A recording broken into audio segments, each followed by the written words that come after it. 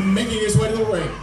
Representing the Cherokee Nation, weighing in at 220 pounds. This is Wild Heart Isiah Wolf.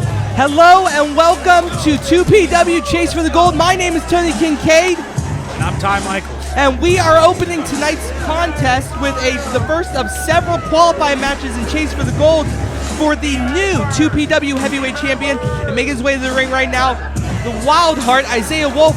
And Ty, Isiah Wolf is young, but he's hungry. He is a hungry human being. I will have to say that he does have the lower hand in this matchup.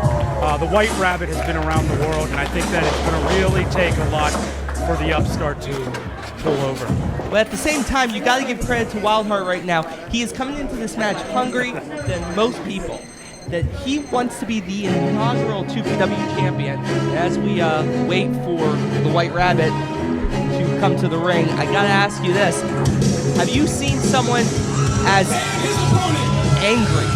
Making his way from Pittsburgh, Pennsylvania, weighing in at 189 pounds, the White Rabbit, Zack Rayne! I gotta see, there's some focus. He was scary in the back earlier today. There was a tension around him. You could tell that he is looking past him, as he said in his promo. He is looking past him and fixated on the man time. But I don't think he'll take it too lightly, as he is a veteran to the game. Now, Zack Rayne is already a decorated veteran in professional wrestling. How exciting do you think it would be to have our inaugural champion be also the White Rabbit, Zack Rayne, have him carry that belt along multiple companies and show right here, right now, that it's the real deal. 2PW is the real deal. I think he puts in everything that you want in a champion. He brings the experience. He can lead the locker room in the back as well. Just somebody that could really be the face of the company, and I think that that's what the whole point of this tournament is to find him. But for him to be the face of the company, he has to get past Isiah Wolf, and that is no easy task. Facing off right now, looking at each other, looking to lock up. There's some serious agility between both these men as they lock up. Working him to the corner is Isiah Wolf, and Isiah Wolf gets him in the corner, Zack Rayne in the corner with a clean break. If I'm Isiah Wolf, I do not want to go toe-to-toe and go into that strong style wrestling that the White Rabbit really likes to institute in his matches. Another lockup, gets to his back. Rayne gets to his back. Reversal. They are looking to feel a little drop down right there. An arm into the headlock. Has that smooth style of the White Rabbit, Zack Rayne, right there. Looks like a reversal. Going into a block. If I'm the Wolf, I gotta speed up the match. I don't want to go. I don't want to do slow, methodical. I want to go, and push the rabbit out of his way. We're looking at these two are really matching up right now in amazing style, working a phenomenally technical setup right now. Get another reversal into an arm. They're working each other's arms solidly. Isiah Wolf with another reversal, back into an arm ring, gets him down on one knee. You can almost see that Ryan doesn't know what to expect. He didn't think that he was going to come into this, and you got to think that maybe he didn't prepare for this style of match. Maybe. I don't know, but Isiah Wolf right now has the upper hand. Finally got a break. Kicks his leg. Keeps the hold. Isiah Wolf is controlling the match, but with a roll through, reaching for the rope, unable to reach it though, Zack Rayne. Back into a headlock and cranking down on that neck. Gut shot, another gut shot. Right into the ropes, throws him off. Zack Rayne, Isiah Wolf, big shoulder block. Isiah Wolf to Zack Rayne. And there is that fire. Wild Heart Zack Rayne. That's inexperience right there. You got to go right back at him. Ducks the clothesline, Zack Rayne. Big springboard, misses the kick. Big chop. Big chop by Isiah Wolf right there. And that takes Zack Rayne down to the mat. still in the ropes. And Isiah Wolf giving him time to recover, but another chop in the corner. I really like what I am seeing out of Wolf. I think that he's really just surprising me right here. I didn't think that he'd have this strong of a chance this early in the match. Yeah, he's throwing punches. And they're hard. You can tell they're really connected. I agree with you, Ty. But Zack Rayne throws him into the corner now, and a big chop. Big chop by Zack Rayne. Isiah Wolf ducks to the second one, gets his own. Here's your receipt. Big shots to the gut again. Another chop. Ooh, huge. Veteran experience right there. What a forearm by the White Rabbit, Zack Rayne. My lord. Right into the corner. Oh, and a big kick. Big kick to the chest. He's got to be winning. Well, that knocks all the air out of you, but he's still staying on the attack, throwing kicks and forearms is White Rabbit, and that shows, like you said earlier, that veteran style. He is staying on Isiah Wolf right now. And he's identifying cardio. He's identifying, taking out the air of his competitor. But I gotta cut you off there. Isiah Wolf getting back the upper hand with a huge drop kick. There's pin 1, 2, kick out at 2 right there. And that was a phenomenal drop. I can't disagree. Every time I think the veteran gets one over, he's just combating him. And we got a headlock, side headlock going on right now as they're both to their feet. Isiah Wolf being thrown from Zack Rayne. Big spinning kick. Little head toss. We're being quieted. 1 second. Oh! Huge kick to the back. And another kick to the chest. Zack Rayne go for the pin. 1, 2, and just a 2 count. We're really starting to see that strong style. He's really putting it on to him. And like I said, he's taking out his breath so that he cannot do those strong forearms and those strong punches in the corner. Yeah. He's really taking out his own game. Big forearm from Zack Rayne to Isiah Wolf, driving him into the corner, and a second one, followed by a chop. Backing up now, getting ahead of steam, ducks under it. Big punch by Isiah Wolf. Second one, looks like ref's calling for the corner to be broken. Throws him, whips him, reversal. Ooh, and a big knee. He's out. He could be out on his feet. He's suffering. I got a question, why is he going for a pin? He pushed him off. Isiah Wolf still has some fight in him. That heart is still pounding. And Zack Rayne is... Oh, Isiah Wolf wants some more. You got to question this decision. What are they doing? He's powering up. Looking for that running knee a second time. Thrown over the ropes. Right to the floor, into the guardrail. And Isiah Wolf is going to have to... He's going to have to step on this. What is he calling for here? Trying to get that crowd behind him, that 2PW crowd running through. Oh, big kick, and he is down. Good night. This is it.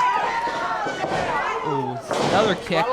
Coming to the top rope is Zack Rayne. Second rope, diving, leg drop.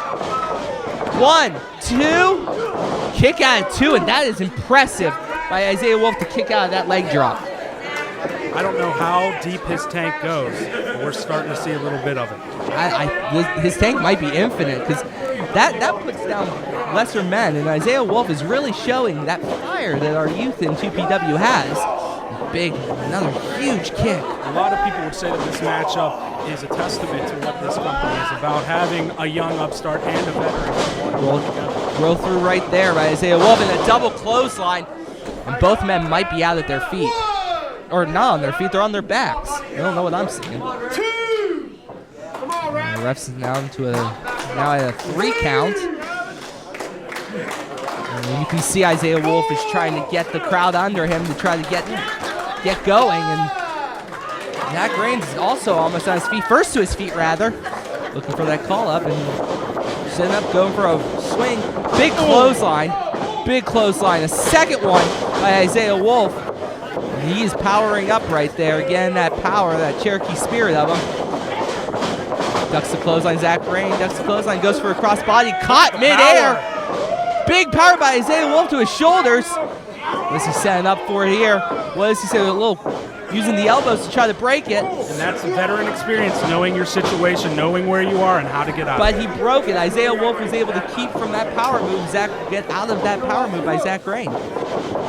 He was able to, but you can tell that he's in a much better situation. Well, I'm gonna cut you off right now. Is throw that knee to the gut. Brings him off the nub. Second knee to the gut. Isiah Wolf is firmly in control right now. Third throw. Zack Rayne ducks under. Gets him locked. Picks him up. Oh, big slam. Good night. That's 3. Wow. The winner of this match, the White Rabbit, Zack Rayne. Man, that was impressive by Zack Rayne. Give credit to Isiah Wolf sticking with the veteran Zack Rayne, but Zack Rayne pulling out all the stops to take this first round victory. And man, what a first round victory that is. He is now qualified for next month. Next month, the Prospect Championship will be crowned at the Worthington Civic Center, and our first entrant is the White Rabbit, Zack Rayne, and there is some respect between these two. Isiah Wolf took Zack Rayne to the limit tonight. If you're Isiah Wolf, you cannot be disappointed with what happened. Of course, he wants to advance, but he took his man to the limit, and he silenced some doubters tonight, I think. I think we've seen the beginning of a bright future for Isiah Wolf, but the important thing here is Zack Rayne, the first entrant into Prospect Pro Wrestling's tournament, and he will be one of the competitors for Chase for the Gold, which is tonight. He will be one of the first competitors for that Prospect Champion. And it looks like Bronco McBride helping out by Isiah Wolf. That's a lot of respect that Bronco McBride's showing to Isiah Wolf. Getting him out there.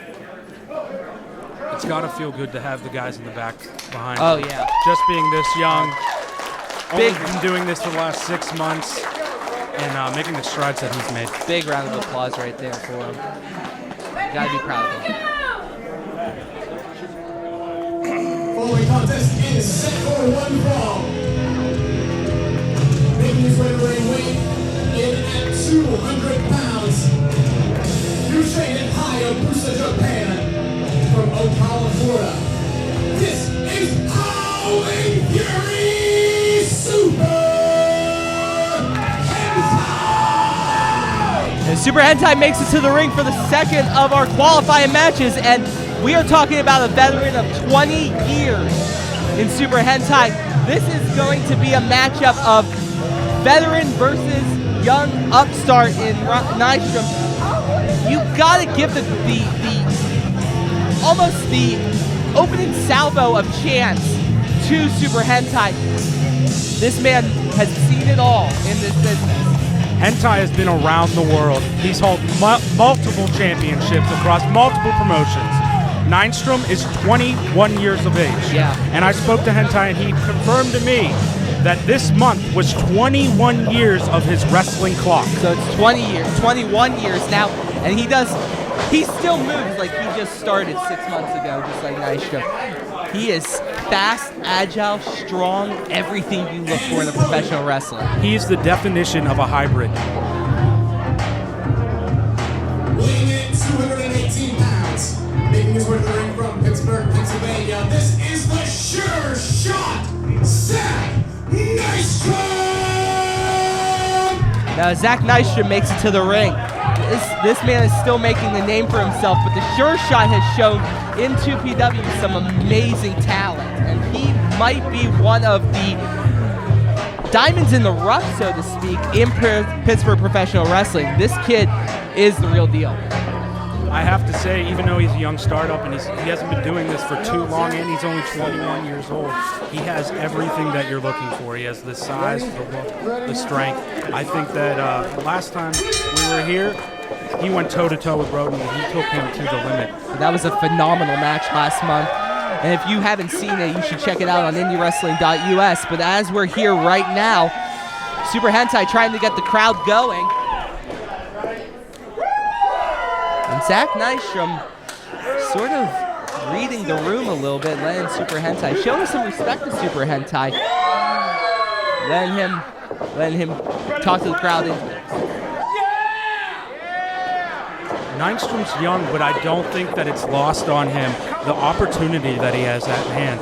If he wins this match and qualifies and makes it to the tournament, he really has a shot at superstar, just escalating his career on the fast track.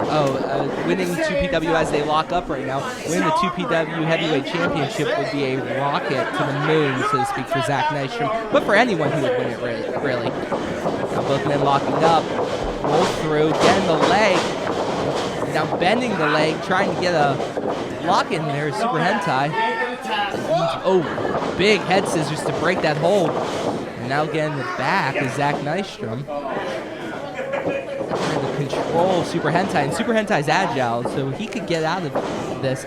Zack Nystrom keeping him at a low base, showing some immense ring awareness right now. He's using his length to keep him down, almost like an offensive lineman, away but controlled at the same time. Great insight right there, Ty, as they lock up, and Super Hentai trying to control the arm of Sure Shot, bends through it, grabs the other arm.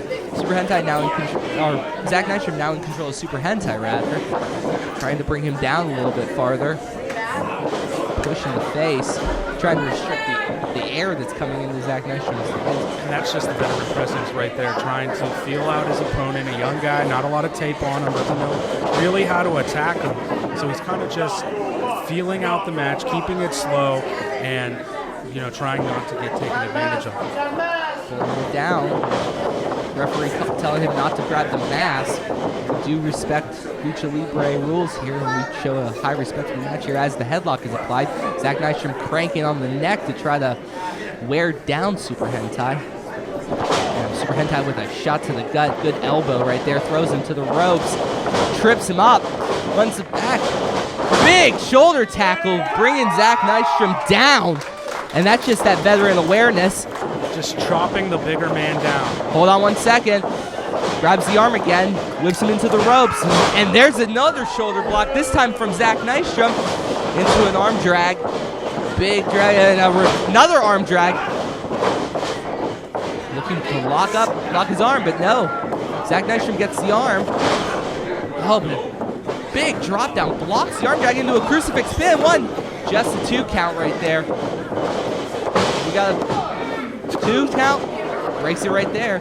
Man. Big forearm by Super Hentai. Bring him to the ropes. Reversal by Zack Nystrom. Going for a pickup. Tilt world Karana from Super Hentai. There's that explosive strength just showing itself right there. At a moment's notice, he can just change the match. Yeah, and Super Hentai looking for something here. Off the rope. Zack Nystrom better be careful here. Big shot. European uppercut right there. That hit him square on the jaw. Just what you said earlier. Big jump foo. Oh! Big catch. I gotta give credit to Super Hentai for seeing that and being able to counter it. Looks like he's setting up for. Kicks the arm, blocks the punch there. Another Hurricanrana connects, and he is back. Zack Nystrom is getting a lesson in old school right now from Super Hentai. But what a veteran move from such a young guy, rolling out to the outside of the ring and getting that space, but Hentai comes right back at him. Yeah, I agree with you completely. Super Hentai is also a veteran, though, so he knows to go after him. He has until 10 to get both men back into the ring. There's a lot of time he can spend in the ring. There's a lot of implication if they get counted out. But both men are smart, and they are continuing to fight. Super Hentai calling for something here. Is it running towards Zack Nystrom? Pick up. Oh, we got all of it. Oh, my. The throat of Super Hentai right into the barricade. Oh, and a shot to the face. Swing over. What's he looking for here? Pick up. Oh! Back body drop right into the ring. And as a friend of mine used to say, that is the hardest part of the ring. There is no give to it there. No. That is straight to the spine. I think we're at. Oh wait, what is the man doing? Oh, the ref doesn't see it. He doesn't see it. What was that? The man just coming out and laying Rudshaw with a chair. What is Elijah Dean doing? We are back at a 1 count, 2 count after Elijah Dean takes a chair to both Super Hentai and the sure shot Zack Nystrom. What the hell is he doing? This is not how I want this match to go. No, I never question the man dime. One of the best in the business right now. But that is a cowardly maneuver right there. What is the purpose of attacking both men? How many times have you held a championship? Neither here nor there. Don't count this at 10.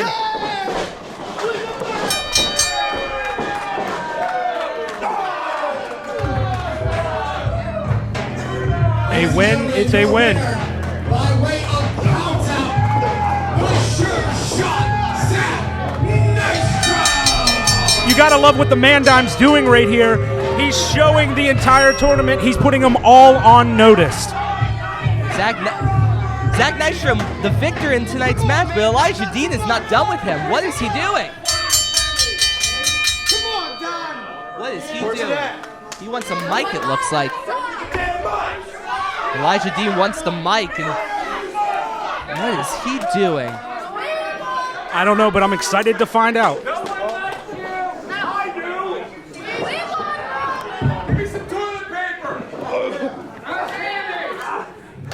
Hey, Nystrom, you might be a good talent, but you're not a threat.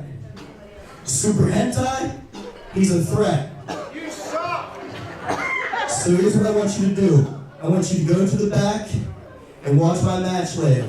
And after I win, I'll see you next month. This is a bit like Babe Ruth. He's calling his shot before he even has his match. I like it. I like the confidence. I like that he's putting the whole tournament on notice that he is going to leave this tournament as his P2W champion.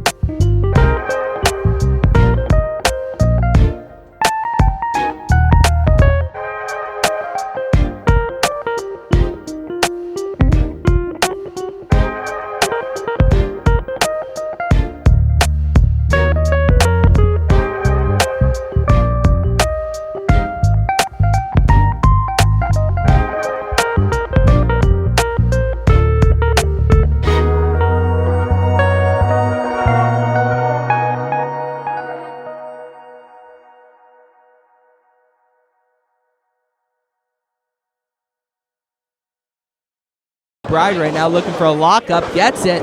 There's going for a test of power right here.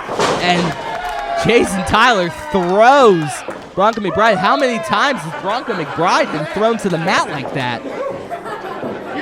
Bronco McBride looking a little bit frustrated right there after that. Ducks under and begins paintbrush slapping the back of the fireman's head. The level of disrespect that Bronco McBride has right now for Jason Tyler is palpable. Bronco McBride is one of the strongest, compact wrestlers on this roster. He's one of the best rope to rope, and I just can't see Jason Tyler calming down for a minute. He's just showboating, and I think that Bronco McBride he's not going to play games. I don't know if you really can say that about Jason Tyler. The man is a talented professional wrestler, so he enjoys having fun, but it looks like that fun's diminishing with every slap Bronco delivers to his face. And I don't know if Bronco wants to piss off Jason Tyler. And that's what I'm saying, as he's now taking it, ducks under the clothesline, big shoulder block, and Bronco McBride flew about 5 feet through the ring. Big punch, big punch, big punch. A little dusty action going through. Shades of the dream right there. And there's your veteran move. Bronco ducking right out of there. Taking some time, figuring it out, coming with a methodical plan. He takes it serious. And these two PW crowds calling Bronco McBride a chicken. And he is anything but. Bronco McBride's death through, he's a psycho. Sexy Fireman chasing him around, trying to give him a little bit of a show, it looks like. And he baits him in. And Bronco McBride kicking the ropes and now throwing punches at Jason Tyler, really driving him into the mat with those chokes. Bronco is showing some serious frustration on his part. Big right hand forearm right there. Looks like he's going for a suplex, trying to lock it in. Oh, but that might be a little bit challenging for Death Proof. And there's the reversal. Jason Tyler getting the leverage he needs to throw Bronco, but Bronco comes right back with a driving drop kick. Taking him to the corner. Jason Tyler's now in the corner. He's choking him in the corner, and the ref has to break this soon. Bronco. Right back at it. You can tell that he can't even breathe right now. Yeah. This is what he does. He finds a weakness, he finds an opening, and he goes right into it. Looks like he's trying to. Bronco McBride now locking, throws him down. Slowing the pace of the match. You wouldn't think that somebody with the smaller advantage would want to slow it down, but Bronco McBride is a different breed. He's stronger than most people his side, and he's just flat out crazy. With Jason Tyler again up from that headlock, throwing into the stomach, trying to break the hold. Hold's broken. Bronco off the ropes. Hurls goes. Oh! Just barely misses a drop right there, and that could have ended the match quickly. Running clothesline right there to a seated position with the pin. 1. Kick out at 2. And Jason Tyler is now metaphorically on the ropes looking for a way to tip the balance back in his favor. Bronco McBride stalking the sexy fireman Jason Tyler. Jason Tyler shoving off Bronco, hits him in the gut for another punch. As the Hossmen cheer him on, Jason Tyler is trying to get back on his feet, and Bronco is just not letting him. Those clubbing blows to the back as Bronco tries to keep control and is now choking him on the ropes. He has until 5, but it is not a respectful way to win this match, and Bronco is... A win's a win. I got to point that out. It doesn't matter how you get there as long as you advance to that tournament. You're not wrong, but is it the honorable way to win this match is trying to get every advantage possible while sexy fireman Jason Tyler is in the ropes? You got to do what you got to do. You say so. Now choking him again. Man, Bronco is going after the throat of from Jason Tyler. And what is he up to now? Looking for a spring moonsault, misses! Nobody home. Oh my! Pick him up! Dangerous spot for him. What? Right on the turnbuckle. This is or not turnbuckle, rather the apron. This is a precarious position. Walking up to the second rope is Bronco McBride. Goes for a dive, connects. He got him right on the top of the skull. This might be a 1, 2, and just a big kick out at 2 from the sexy fireman Jason Tyler. And he is. That looked like 3 to me. I don't know. That was. You gotta count faster. No, than the that. ref seemed right on top of it. Clear, concise count. I think this is an NFL ref over here. You're ridiculous. And as Bronco McBride insulting Jason Tyler with those paintbrush slaps to the back of the head, climbing up to the second rope. He's there, going for a dive. Caught! Big slam, and I think both guys got impacted on that one. Yeah, that looked like it was going for a backdrop, and I don't know who got the worst of it. Jason Tyler crushed Bronco's back as Bronco kind of grabbed his head to try to drive his face into the mat, and both men are now struggling to get up. First one who gets up is going to have a massive advantage closing this match out. Bronco getting up, first punch, but Jason Tyler matches it. And we got another punch. They're throwing right now. Big block by Jason Tyler, throwing again. Third punch, throwing him into the ropes. Irish whip right there. Ducks the clothesline, and a big clothesline of his own. Jason Tyler firmly in control now. Picks him up. Big spine buster. 1, That's gotta be 2. Big kick out at 2 from Bronco McBride. But what a spine buster right there. That shook the whole ring. That is a big man driving a big man into the center of the mat. Tyler, That's a whole lot of men. that is a huge out. You are not wrong. Jason Tyler now up, bringing him to the ropes. Irish whip. Kick to the stomach though. There's the games. Bronco's looking to pick him up. Maybe going for a pile driver. If he can land this, that's it. Wait, reversal into a back drop. Jason Tyler set up. One's got to question the back of Bronco at this point. Oh! Big crossbody, 1, 2, just a 2 count. Bronco is just not dying tonight. He is death proof after all. He's just like Michael Myers. He just keeps coming back and back and back and back for more. Well, it's no longer Halloween, so I don't get that reference, but I agree with you. Jason Tyler now setting up for something. Cocking up, going for a spin, and Bronco trying to dodge it. Bronco getting That's disgusting. Bronco getting That's disgusting. Face full of the sexy fireman, and here we go. Got him up. What's he going for? Oh! Big TKO, and the sexy fireman crawling for the pin. 1, 2. Oh! Bronco McBride. A veteran doing veteran things. Bronco McBride showing that veteran wherewithal, getting to the bottom rope. And that was a wonderful spin out cutter right there. You got to question him giving him time to rebound. I don't disagree with you there as Bronco brings Jason Tyler up to the top rope. Looking to set up something. And is he going for what is he going for? He can't do this. Oh my. Oh my God! Death Valley Driver! 1, 2, That's it. 3. The winner of this match, Death Bronco McBride. Bronco McBride getting Jason Tyler to his shoulders for the Death Valley Driver. My God, that is a big man being driven into the mat. Do you think the 4 Hossmen are going to shake it all the way back to catering? Oh, please. Will you be serious for 1 second in your life? As the Hossmen are carrying Jason Tyler to the match, and you got to give credit to the sexy fireman. He really gave Bronco McBride everything he had right there. At the end of the day, you knew that this is the outcome that was going to happen. A man that takes the match super serious, trains, and will do whatever it takes to get to the next level, to advance in the tournament versus a guy that's shaking his tits.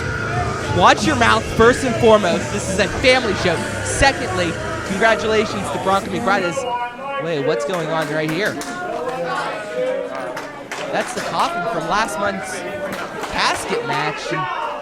They're bringing it out again. What are they doing?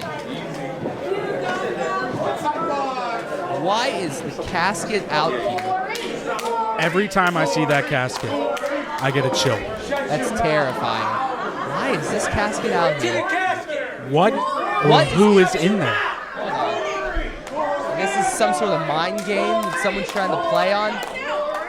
Play on Bronco? I don't know. Can anybody get in the mind of Bronco? Is Bronco even in his own mind? That's a fair point. That's a fair point. But... Oh, what was that?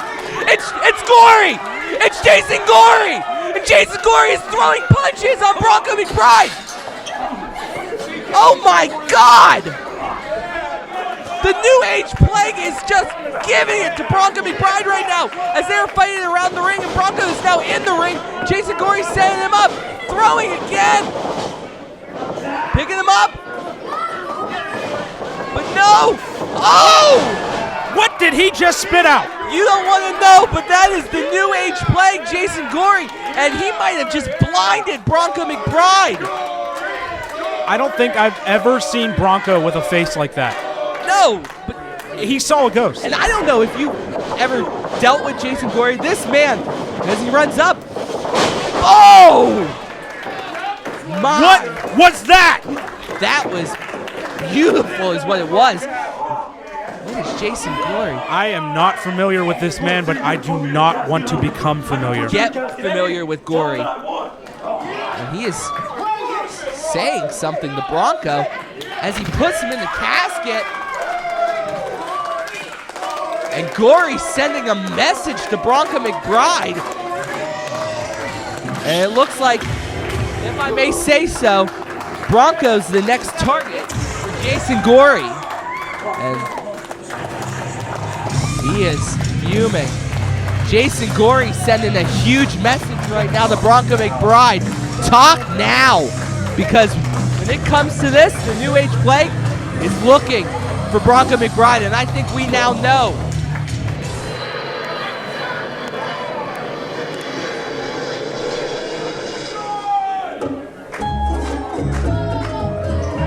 Introducing first, weighing 200 pounds, making his way to the ring from Lebanon. He is the Lebanon Dog. This is Joey Moses. Joey Moses making his way to the ring for this qualifying match and chase for the gold. And Tyler, I know you were able to talk to him earlier today. I mean, Joey Moses has everything that you are looking for. I know I've said that a couple times with a couple different people, but this is a young, hungry guy, but he fights like a veteran in there. He hasn't had to work very hard. He's just kind of elevated his stuff up, and opportunities are handed to him. His opponent, he's grinding everywhere just to get to the same spot, and I think that the natural talent that's coming out of this young man is just going to put him over the top. But I will say this, just like when you look at on Sunday and you look at your favorite football games, you circle one. This is the match that I had circled on the card. This is the match that I think is going to maybe produce one of the champions. Talented is the Lebanon Dawn. I will not disagree with you there, but to say that he's been this is going to be an easy match because of his natural ability when he's facing off against the juggernaut John Rodin. I think you're underestimating John Rodin right now. Do you know the crowd that the Lebanon Dawn runs with? Do you really want to say who has an upper hand on here? He's a man that makes things happen. I understand that, and no, I have not been invited to one of his amazing parties. And yeah, I know. I haven't seen you there. What? Party store? Yeah. Anyway. You don't make the list. Anyway, we're going to ignore the smart-ass comment. And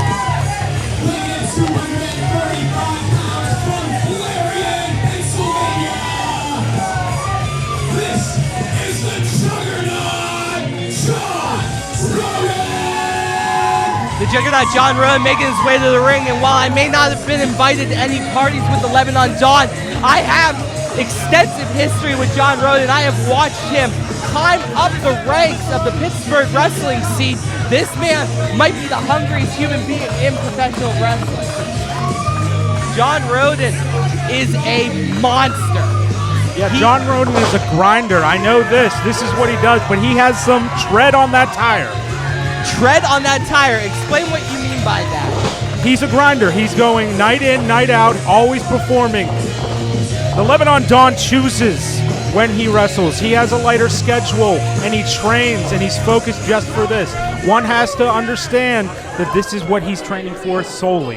And as we ring the bell, I do understand what you're saying there, but doesn't that also show that John Rodin is more in the moment, ready to wrestle? I mean, if Lebanon Dawn is choosing when he wants to wrestle, he may not be in the mindset to wrestle week in, week out. John Rodin is ready for a fight any day of the week. Moses is like a team on the bye. You know, you have all that time to do the analytics, watch the film. There's so much film on Rodin out there that Lebanon Dawn just has to play it cool and let God do what God does best and let him be the natural that he really is. Well, we're seeing Lebanon Dawn starting to play the mind games that he is so well known for, trying to get into Rodin's head, maybe get Rodin to focus a little less on the match and a little more on the antics of the Lebanon Dawn. Lebanon Dawn is just talking trash right now. When I was at the Dawn Estate at one of the big parties that you don't get to come to, he was telling me that he has a plan for this match, that he knows what he's going to do and he knows how he's going to get in the head of Rodin. Rodin is one match, one night, every night, and he's just tired. You can tell. And I think that Moses has the upper hand. Like I said, the rested man, the stronger, fresher man. Is that what the upper hand looks like there, Ty? He's taking his time. He's on figuring his it out. And again, the rope break right there is Lebanon Dawn getting out of the ring. And I don't care what you say, John Rodin is here to play. That's never a question. It's never a question if he's going to show up. It's just, what are we going to get? Did you know that that's a Cuban? I would assume. It's illegal here. Okay, then. That's how his people get it done. Why would you narc on him right now, smart act? You. I'm going to be the new champion, not you. You understand? I'm going to be the new champion, not that was a mistake there. Joey Moses making a mistake right there, and he just answered for it. Tossed into the corner, and here's the shots by John Rodin. Run to the ropes, and there is a forearm to the face. Combat roll to the corner, running again, missing the shoulder. But a big kick to get control of it. And running big clothesline. Going for the pin, 1, 2, just a 2 count. But John Rodin is bringing the power to this match as Lebanon Dawn shoves him up and gets out of the ring again. And I will say that is a veteran mentality right there, getting out of there as fast as possible. He's just smarter than everyone.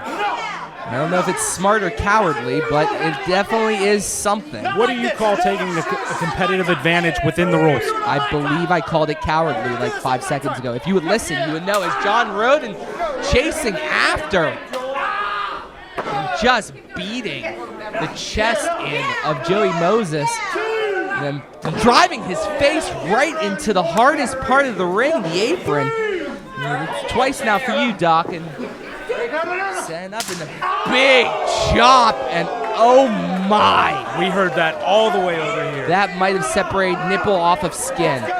John Rodin is smiling, look at him getting some space. But it looks like John Rodin is playing with his food, so to speak, right now, smiling and preventing every move the Lebanon Dawn is trying to give him.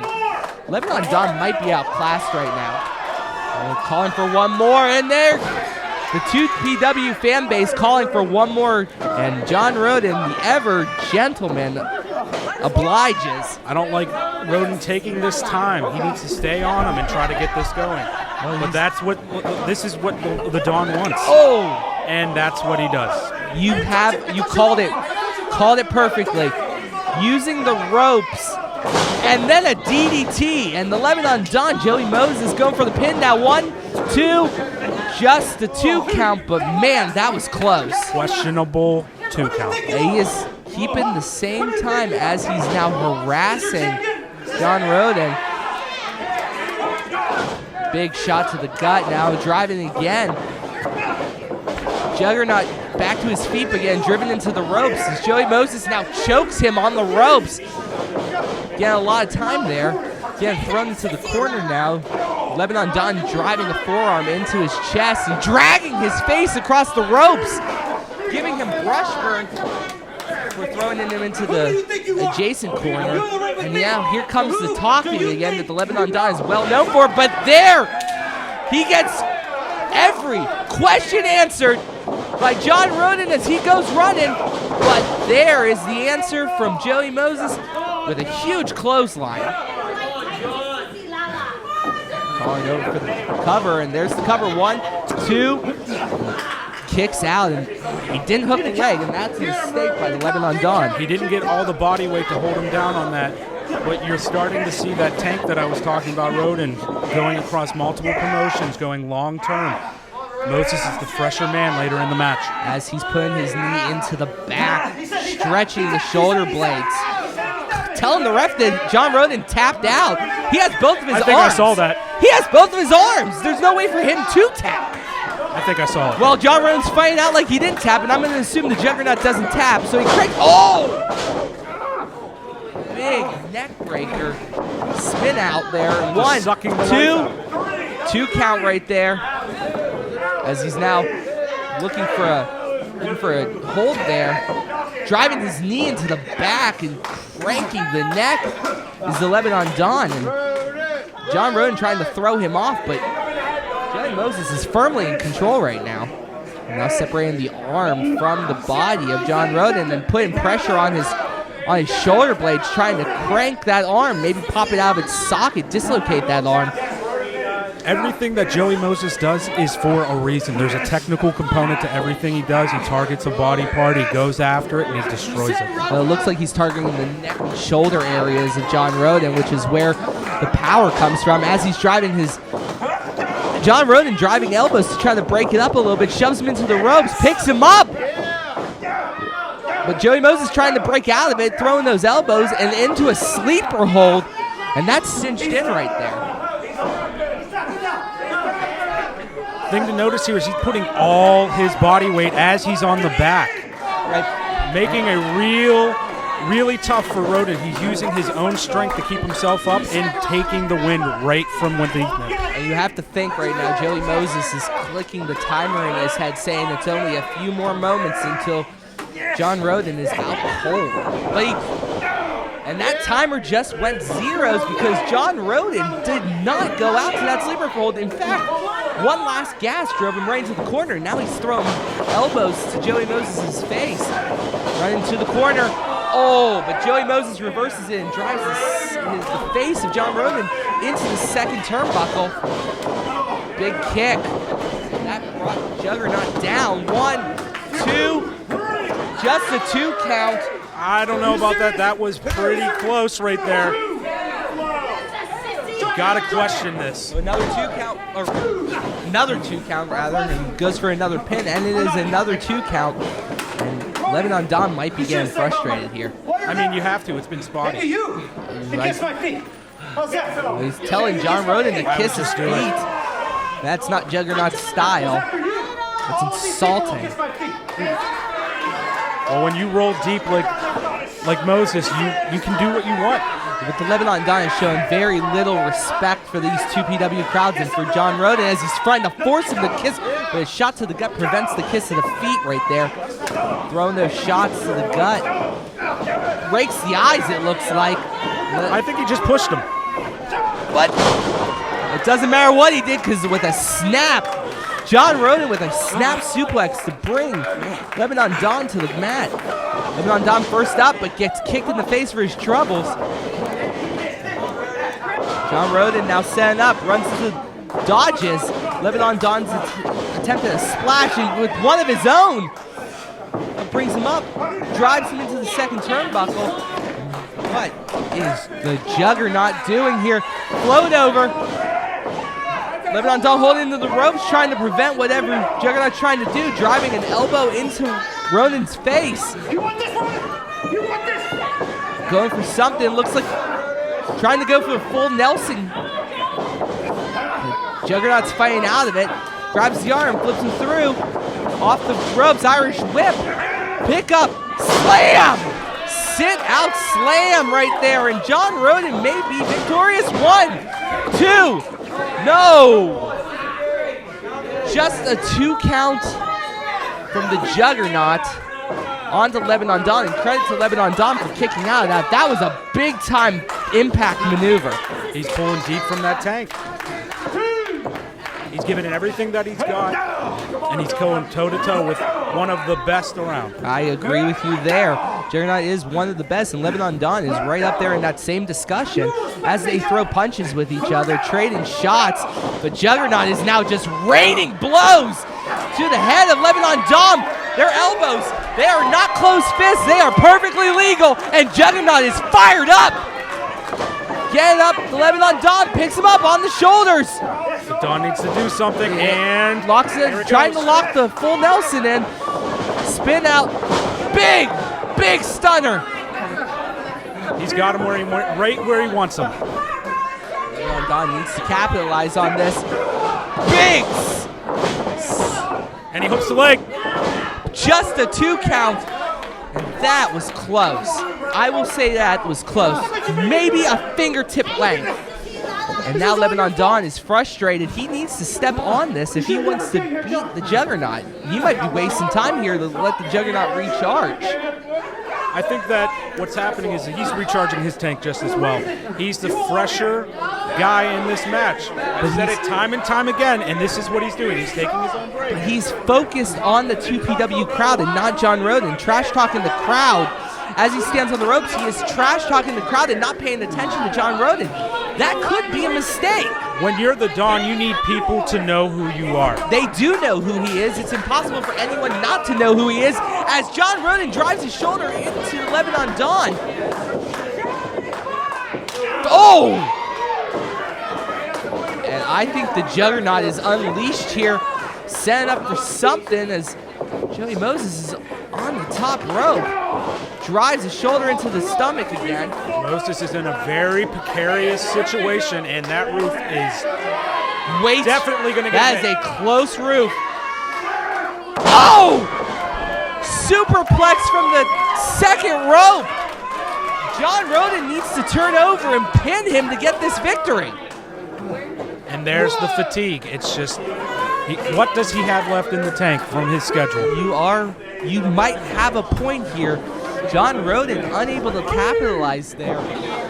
Get the pin after such a big impact move that I have to think would have gotten him a 3 count. But now Lebanon Dawn and Rodin back up. Dawn throwing a punch, DDT to the center of the ring. Bending over, we got it covered. This could be it. 1, 2. Just a quick kick out and just getting that shoulder up is John Rodin. Lebanon Dawn. I don't know about that. The ref called it a 2, and it is a 2. And Lebanon Dawn now frustrated beyond belief. As he should be. He is still talking trash to the 2PW crowd, not focusing on John Rodin. But wasn't it John Rodin that was talking trash? Wait a minute. There is the Rev Ron Hunt. Last month, Rev and the Lebanon Dawn had a heck of a match. 5K on a pole match. 5K on a pole match where Lebanon Dawn won with some questionable tactics. Questionable. He won. He paid off the ref, and what is Rev doing right now? Looks like Rev is doing some business of his own. Oh, meanwhile, John Rodin throwing forearms to Lebanon Dawn off the ropes. Big Is John knee! Rodin taking advantage of the situation here? Well, I don't see any advantage being taken, so to speak, because he has him up. The ref should be paying attention, but none of this is illegal. Rev has not gone neck crank. The ref has not gotten involved in this match. Dawn once again focused on Rev and not. Well, how can you not? How can you not? He's taking the ref out of the match right now. And here for the second time. Look at they're shaking right now. 1, 2, 3. Yep, 3 count. John Warren with the roll up and the victory over the Lebanon Dawn. That was a big mistake. The Lebanon Dawn and his people are not going to be happy. No, the Lebanon Don might be upset. But the Rev Ron Hunt looks like he handed a nice little payday to the ref right there. But the ref, to his credit, gave a great 3 count, a solid 3 count, not a fast count, as Lebanon Don chases after him. I got to hand it to Rev. I mean, he got what he wanted. But that is not how Rodin probably wanted to win. Nevertheless, John Rodin, the victor, moving on in the chase for the gold. And he will move on to the qualifying match next month at 2PW. Congratulations, Juggernaut John Rodin.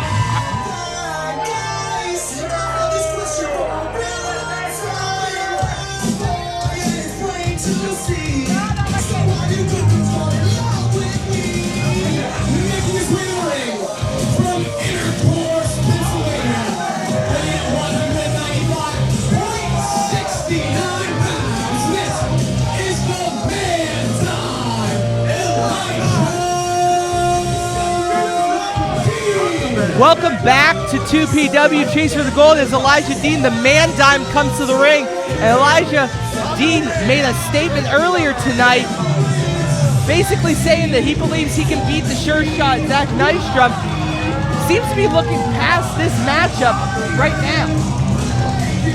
It's kind of predestined, if you will. You know, Zander had saying that he had a foregone conclusion that this was going to happen. He knew that they would look past him. And so with the White Rabbit said that he wasn't going to look past, but he is going to look past Elijah Wolf for Elijah Dean. Well, I don't know about how smart that is to look past a competitor. Even Zander Gabriel is a talented wrestler, and Elijah Dean is pretty much shaking him off like he's water off a duck's back. Is Zander a man dime? No, Zander is Zander, but Zander, hold on one second. He has got a credit score of 348. That's not good. He is the breaker of games. This is Zander Gabriel coming to the ring right now. And as we were saying, Elijah Dean looking completely past, but Zander Gabriel has shown himself to be a very impressive wrestler. Yes, he shows some exuberant energy coming to the ring. Yes, he has a personality that seems to enjoy professional wrestling. That doesn't mean he's not a good competitor, Ty. Well, Tony, I just got to say one thing.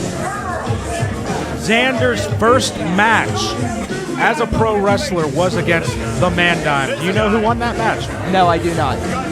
I can assume. The one and only Man Dime. Yeah, that's what I assume. And that's great. That's not tonight. Tonight, Zander and Elijah are going one-on-one, and if Elijah looks past Zander Gabriel, rather, I don't know if he wins this match. These are still the top competitors in 2PW. There's no question about the athleticism and odd charisma, but there's a saying, history repeats itself. Well, we'll see if history repeats itself tonight in Leechburg, as Elijah Dean now saying that the crowd came to see him. It's time! Trying to get the crowd pumped, and they are not reacting to Elijah Dean. Earlier, as he made it to his ring, they threw toilet paper at him. Just disrespect. And the crowd seems to be firmly in Zander Gabriel's corner right now. I had a chance to speak with the Man Dime in the back, and it's just humbling being in his presence. The Man Dime told me he's going to do whatever it takes to win. Well, we saw that earlier tonight when he attacked Zack Nystrom.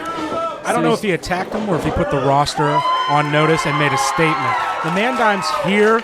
He's the clear favorite. And in the corner, because Zander Gabriel throws him, now a hip toss as this match gets underway. Officially went underway. He trips. Bit of a trip right there. Spin around. Elijah Dean picks him up. Big atomic drop right there. I don't know if Elijah Dean expected such power from a pickup. Picks him up again. Inverted atomic drop now, and that's twice that Elijah Dean has been driven into the knee of Zander Gabriel. Picking him up now, got him on his shoulders. Zander Gabriel spinning him around. And we're going whirling dervish style.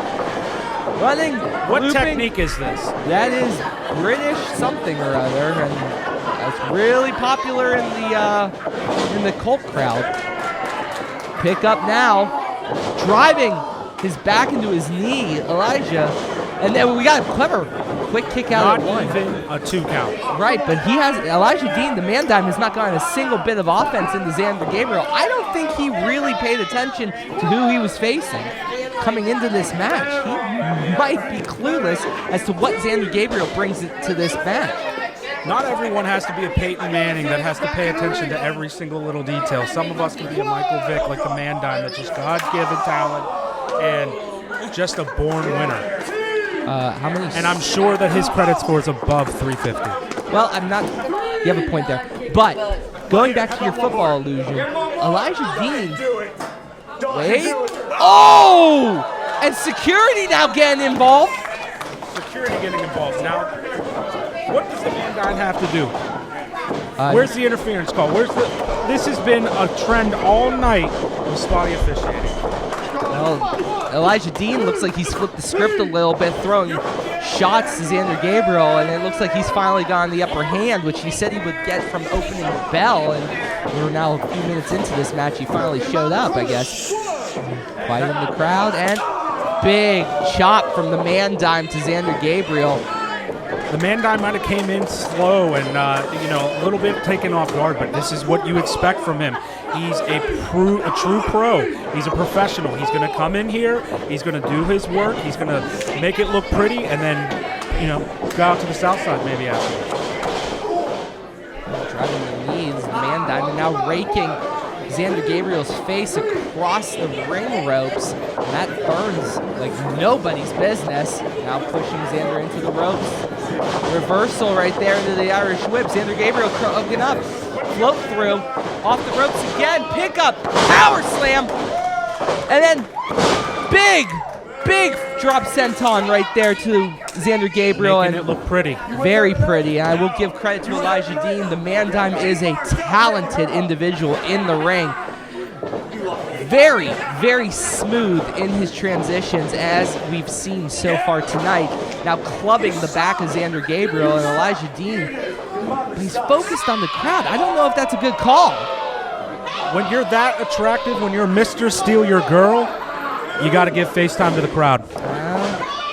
Driving the throw of Zander Gabriel into the second rope, and Zander's definitely feeling the pain of the targeted shots to the neck and upper back area. Can we get security to get this lady down? Stop distracting the man dime from what the man dime does.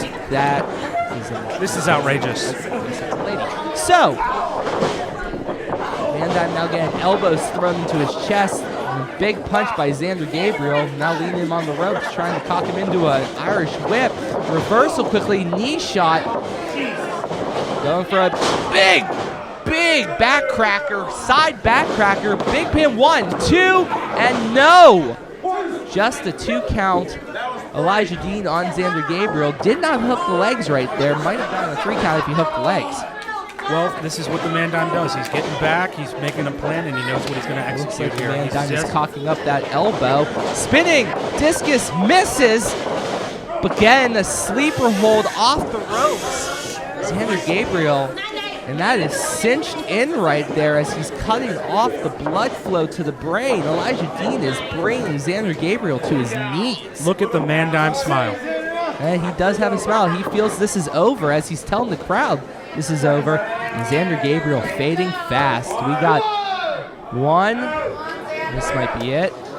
Bringing it down to 2. This could be it. And Zander Gabriel is... Wait! Zander Gabriel is still here. He's still with us, folks. He is coming back from an early hibernation, and he is stepping up, driving elbow shots to Elijah Dean's gut rather, pulling him up. Big toss over the shoulder, grabbing the neck and whipping him across to break the hold. Elijah Dean cocking up, missing the shot, and a big right. And another one, third really shot. And a huge clothesline almost took Elijah Dean's head off.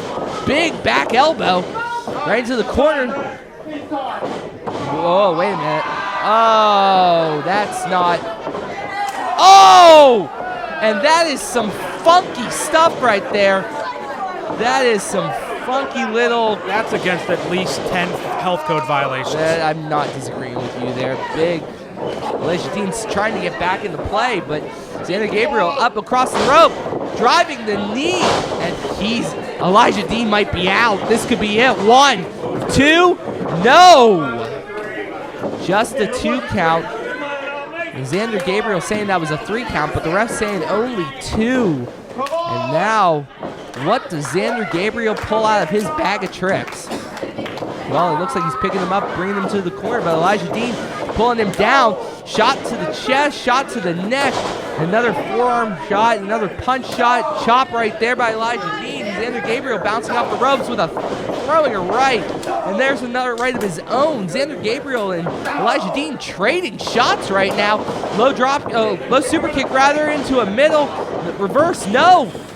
Pick up. Back slam. And that hurt Elijah Dean. I don't know where his energy's coming from after being completely knocked out, almost being away from reality. Hold on 1 second. Zander Gabriel locking up the headband. You know what that means. He's looking to end this match right now. Getting Elijah Dean up right there. Picks him up. This could be it. Wait, Elijah Dean takes him off, took the headband off, and now choking him with it. He's choking. Elijah Dean is choking Zander with the headband. Oh! What a dirty low blow by the man-time Elijah Dean. What are you talking about? What are you talking about? Did you not see the low blow as Elijah Dean picks him up? I saw him throw. Get it right to the neck. Not like this. Come on. A win is a win. To quote Elijah Dean, he will do what it takes.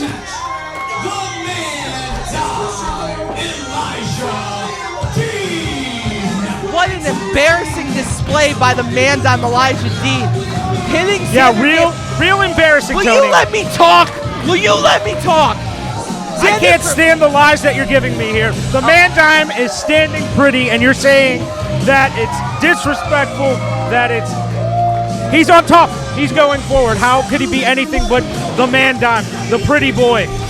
Unquestionably, he wins this match, but the dirty tactics that Elijah Dean took to win, hitting a low blow and choking Zander Gabriel with his own headband, I am disgusted. But nevertheless, Tom Brady has Super Bowl rings. That's all I have to say. Nevertheless, Elijah Dean is off to the championship qualifiers next month. He is now qualified for the title. Damn it!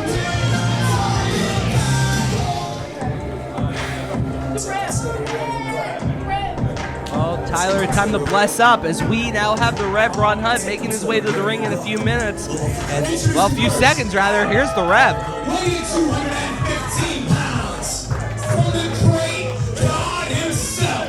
He's the savior of professional wrestling, the Rev Ron Hunt. Now, the Rev Ron Hunt has been all over the last few months through a promotion. As you can see, wearing that jacket for Shane Taylor Promotion. Shane Taylor, obviously former Pittsburgh Independent great, now working for Ring of Honor as the television champion. But Rev looks like... Shut the music off. Shut the music off. Hold on 1 second. Listen here, you chump. You bunch of disrespectful pigs. You're gonna know my name. You're gonna understand it right. And that goes for you. When you introduce me right. Now read this paper right here and say it loud. He is the Vice President and Chief of Operations of Shane Taylor Promotions.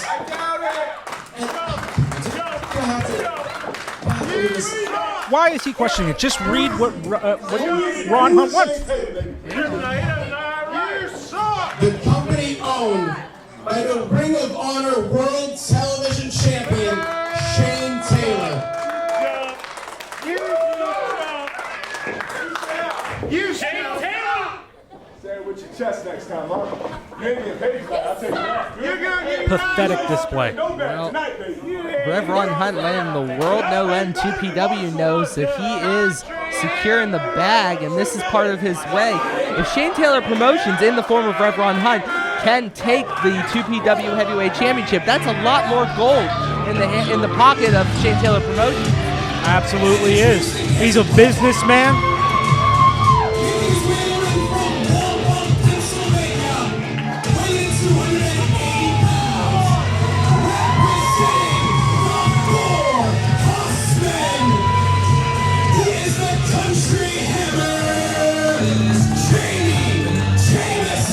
Now Jameson coming to the ring right now, and if anyone has anything to say about Ron Hunt taking the 2PW Heavyweight Championship home next month, it is Jameson, the Country Hammer.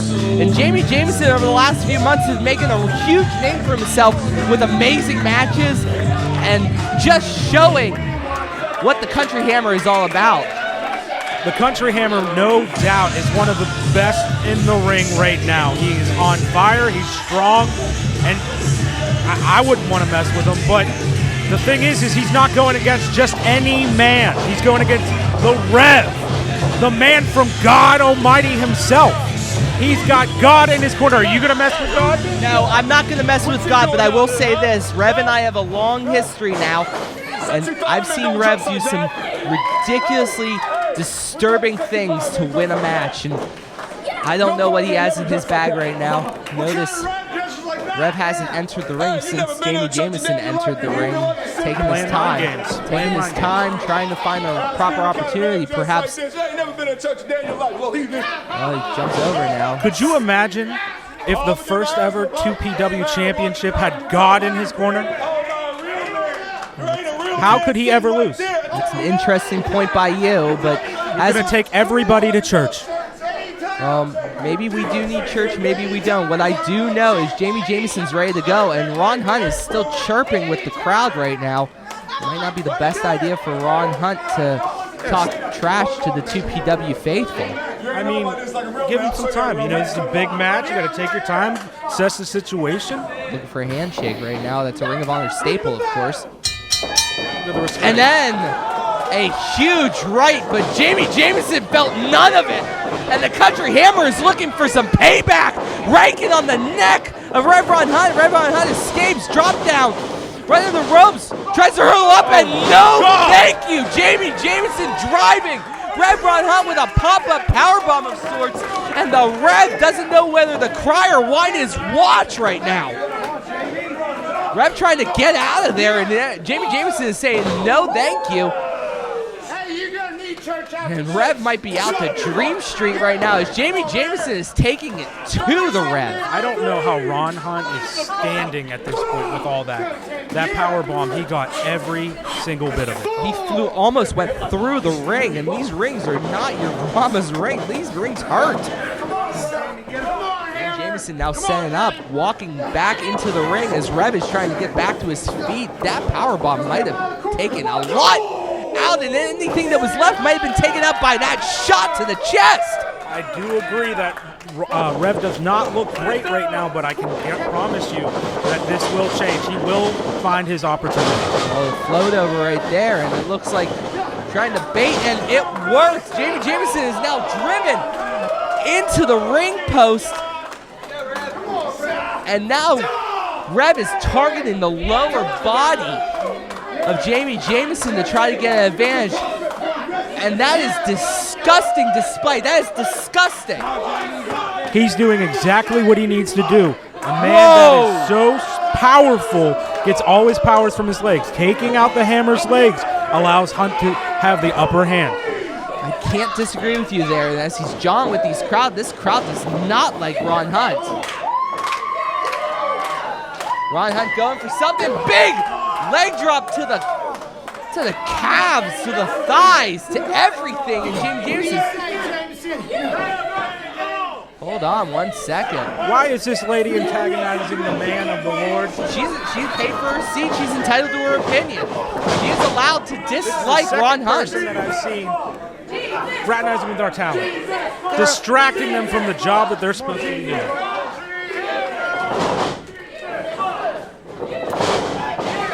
Fans are now trying to get behind Jameson, and Jami is getting attacked to the leg, and It looks like Rev Ron Hunt has found his target for the night.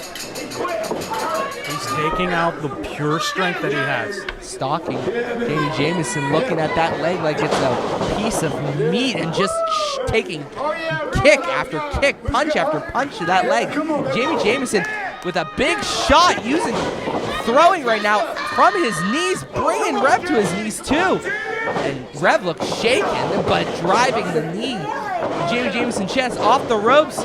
Rev going, but he flies over, drop to his back. Jami Jameson, now can he capitalize? His leg might be beat up. Give out. He's got a stinger. His hamstring's pulling so tight right now from all those kicks to the hamstring. And Ron Hunt's taking his time right now. He's getting a breath right now. But I got a question. Now the hammer's also recharging. Well, both men now at the corner, so to speak. Rev floating over, looking for a run through. Run through. What is this? My God! 1, 2.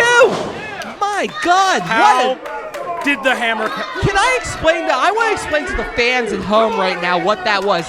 He springboarded over Country Hammer's back, bounced off the ropes into a suplex. That was insane.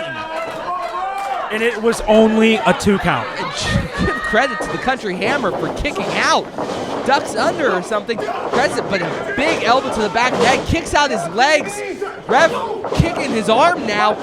Looking to target something. And 1, 2. And Jami Jameson kicking out of that. Diamond cutter. It almost looked like a diamond cutter off of his knees. It was a short arm diamond cutter of sorts. Definitely a cutter from a kneeling position. Ron Hunt is being very innovative in the offense that he's bringing to the Country Hammer tonight. Yeah, real tough guy. That's what's so great about Ron. He will always reinvent himself. He'll never let you see the same guy twice. Got to cut you off 1 second as he's now throwing Jami Jameson into the turnbuckle. And Jami Jameson is a tough SOB. I don't know if he can withstand these shots.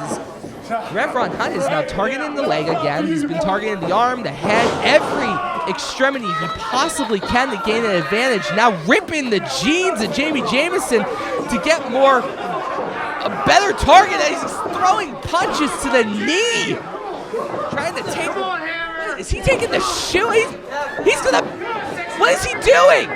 Targeting the leg, is stepping on it now. Oh! And that could be a torn MCL. That could be a He could have broke his ankle. It's not even the ankle. He put his weight right on the knee. He could have torn every CL in the book right now. MCL, ACL, PCL, GCL, FLL. I don't know. I'm making things up right now, but it looked awful. Now he has the chain in his hand. That is not legal, and the ref now taking that chain from his hand. I question why Rev would need a chain. He's been doing well against the Country Hammer with the boot now. Boot to the head. And the ref doesn't see it. What's there to see? It's his own boot. It's disconnected, and now he has looks like a single leg Boston Crab wrenching the knee back. When the boot is off Jami Jameson, it is then an illegal weapon. You should know this. You are a wrestling commentator. As he's cranking back, Jami Jameson in the center of the ring, and I do not want Rev to win like this. He's doing whatever it takes. If the ref doesn't see it, does it happen? If a tree falls in the forest and no one's there around, does it make a noise? You are incorrigible. And Jami's trying to get to the ropes now as the Sexy Fireman, Jason Tyler, willing into the ropes. He's almost there, and he got it. I don't know how he got there. He has so much torque on that ankle and knee. But the damage might have been done already. Rev Ron Hunt in prime control for a chance to move on to the next round of the chase for the gold for the for the 2PW heavyweight championship.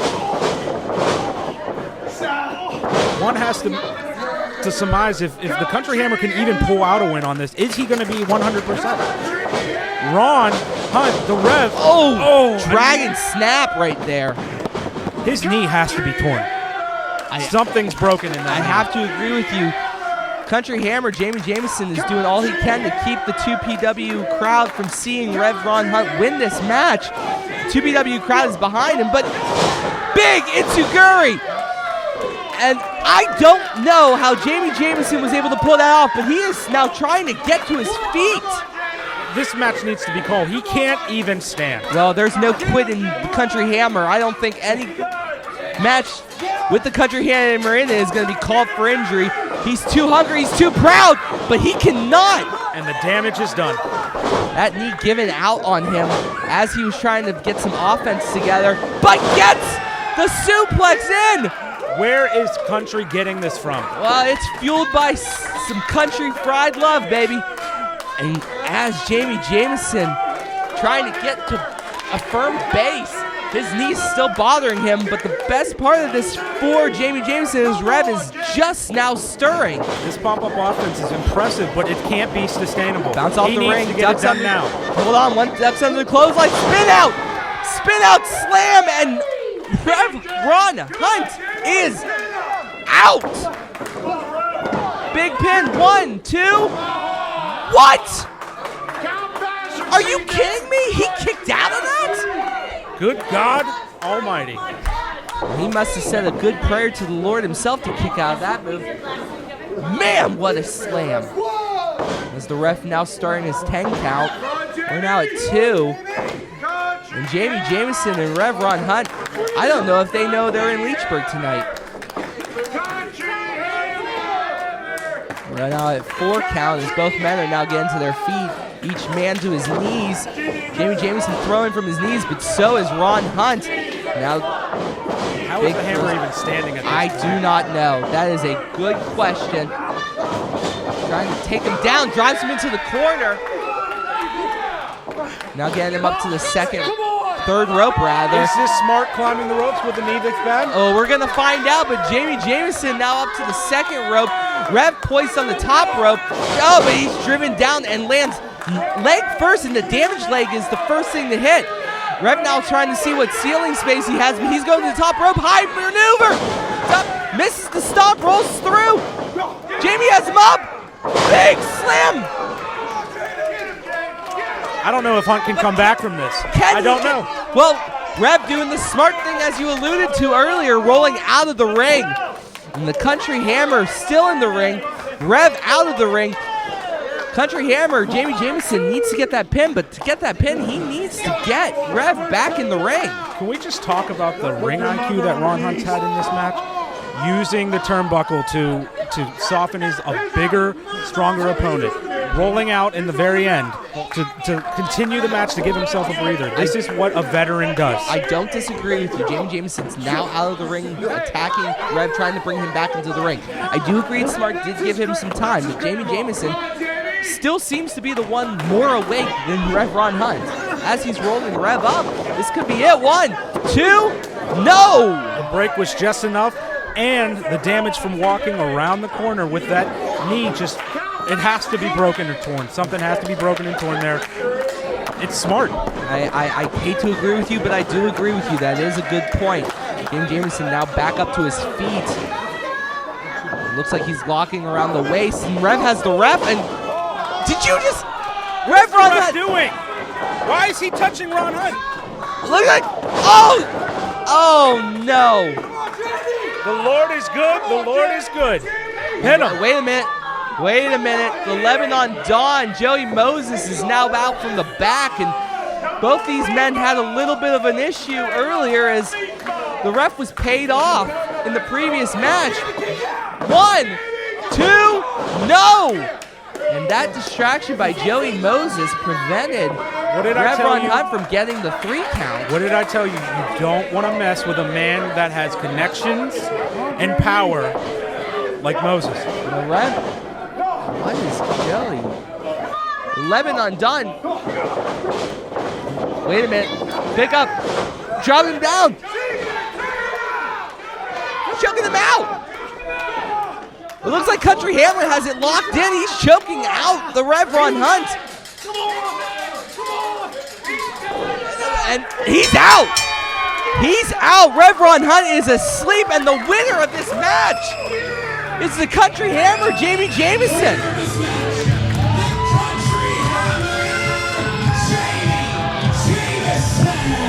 What I believe happened is the Lebanon Don, Joey Moses, said, anything you can pay off, I can pay off too, to the ref. Paid the ref to not pay attention, and Jameson rolls in, looks like he got a neck crank locked in, and put the ref Ron Hunt asleep. And Jameson is on to the next round. I love Ron Hunt. I love what he's trying to do, but you don't make enemies with guys that have the background that the Lebanon Don has. Oh, we'll have to see how that unfolds later, but the point of the matter is Jameson, messed up knee and all, was able to dig deep and get a win for the Hossmen. He is now on to the... He qualified for the championship match, but how healthy can he be after a match like that? Look, he's being carried out, he's limping, he might not even be medically cleared. We'll see what happens, but Jameson is on to the next round next month.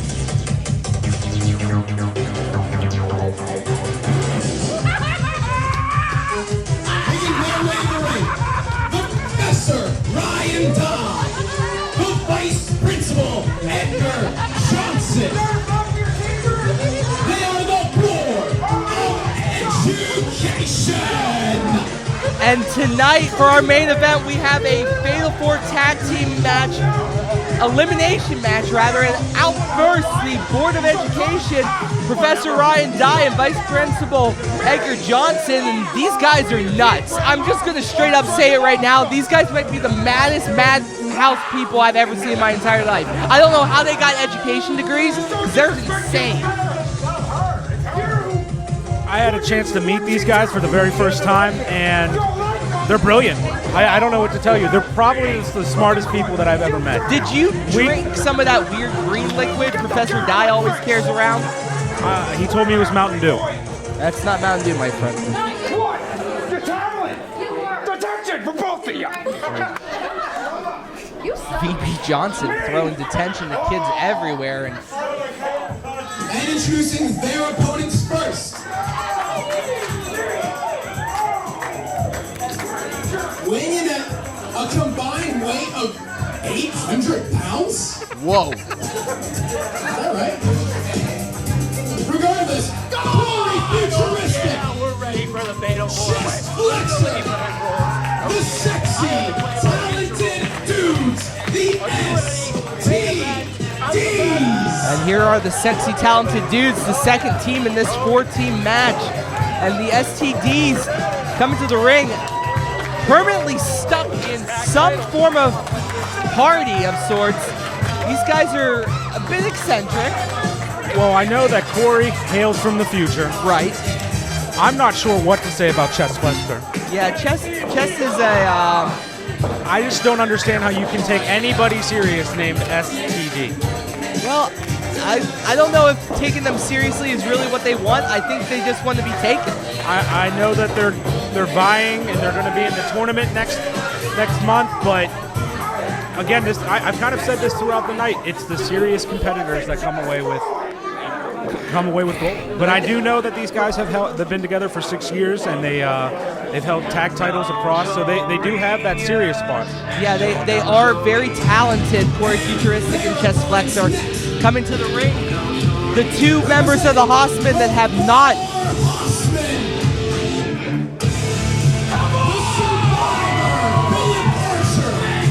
Rodin, Stevie, LeBell.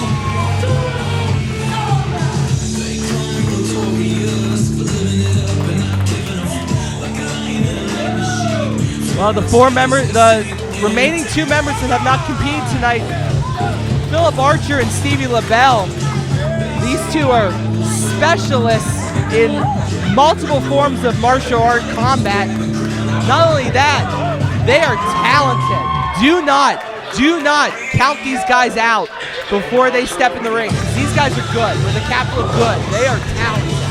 Yeah, but they're a newly formed group. How well do they know each other? They don't have the years that the other ones have. Stevie LeBell and Philip Archer have both tagged with each other several times in the past. They know each other very well. Several times in the past versus 6 years.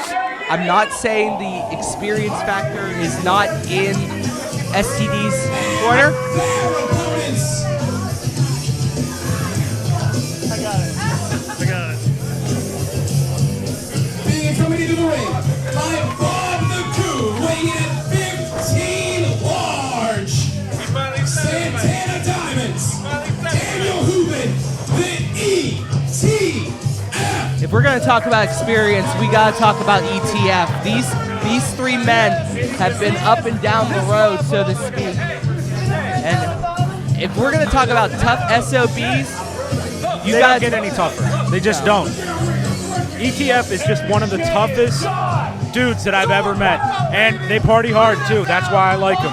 Have you ever been to the South Side with Diamonds? I've been to the South Side, not with Diamonds. Of course you haven't. You're not allowed in the clubs that we are. Well, I'm going to ignore that, and I will point out something. Santana Diamonds I heard a rumor that he is now one of the top models for Dipset Couture, which is rapper Cameron's clothing line. Is that true? You would know this. You hang out with him all the time, apparently. I'm just going to put it to rest. There are no rumors. It's fact. Okay. So When you look like that, why wouldn't you be a model? in addition, and I will say this, Santana Diamonds is wearing a shirt for the Steel Wheels Foundation, his friend Steel Wheels. The foundation itself is aimed to combat cerebral palsy, and it is an honorable action that Santana Diamonds has. Might be one of the most honorable. Can we get them a mic, please? He's working on it. He's trying. A little pep in the step. I don't want to listen to you. Don't too bad and close your ears. No, you know what, Santana? You go first. Who gave him the mic? You shut up. Well, it looks like we cut the mic. Thank God.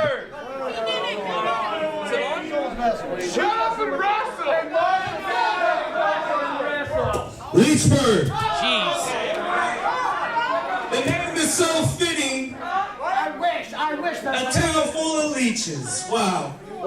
I think I told you that before we even started. I'm not even happy to be here. Right now is for all you Leechburg sweat hogs to quiet down and let a real man speak.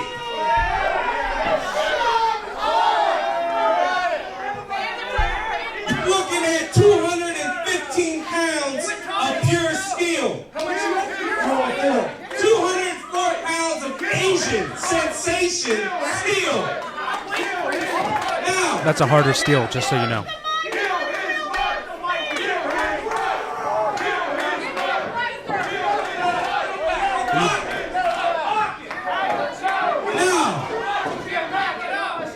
we shouldn't be in this match.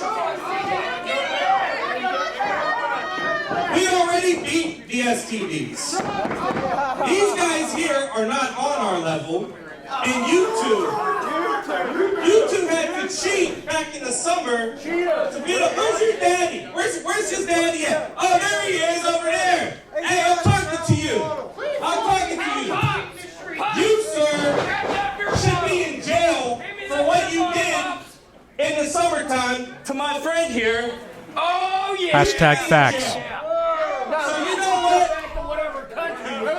Oh, now we gotta get racist now. Oh, here we go. I can't stand racists. Look it is. You came to see the ETF. You saw us. We're gonna leave. Come on, get the car ready. You know what? Say something. Whoa. Everybody just be quiet. Be quiet. You two, the four Hossmen, we got a guy that looks like a school shooter over here. Jeez. We got the Regent Captain Marvel over here. And you know what? They're the four Hossmen. The four Hossmen. They're mocking the horsemen. Real men who wrestle in this industry. The horsemen lift weights and chase women. Not like the Hossmen that just gain weight and chase away women. No, you know what? You know what? It's like I'm thinking it and he's saying it. And you got the STDs who got Ginger out here, she's ready to cheat, and those two dudes.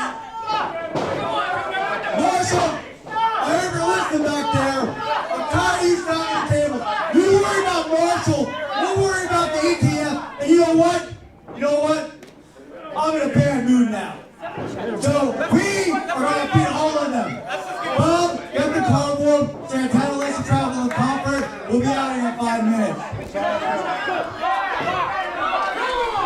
Well, that was some heated words by Santana and Hooven. I don't know if you know this, but it's not just a car, it's a town car. It's very fancy. I've ridden in it many of times. Good for you. We're going to see how this match starts off. Now let me explain the rules to you. So the match starts 2 competitors in the ring, but they can tag in at any single time. So for example, if Hooven is tagged by Corey Futuristic, as Corey Futuristic just attempted to do, he is then the legal man and Hooven is out. And Hooven showing off the rules there, tagging in the vice principal, Edgar Johnson, and now Edgar Johnson is the legal man. With a match this confusing, you got to give it to the smartest people in the ring, wouldn't you? Well, the match isn't that confusing. You just haven't read the rule book. In any case. That's because I'm too busy partying. Weird excuse, but okay. Well, they lock up now as Philip Archer putting the vice principal in a headlock. And the headlock's reversed now. Johnson's now cranking on the neck, but Archer then grabs it back. And these 2 men now trading hold for hold, trying to wear the first person down, see if the first person who makes a mistake is Johnson launches Archer off the ropes. Big shoulder tackle, and that shook the vice principal hard. You know, before the match, I did speak with the Board of Education, you know, having a discussion amongst intellectual peers. And, you know, they just wanted to tell, they want to show every night that they're bigger, they're stronger, and they're faster. Oh, hold on. Takes his leg out after a kick. Archer cocking it up. Big shot. And Dye is getting out of dodge.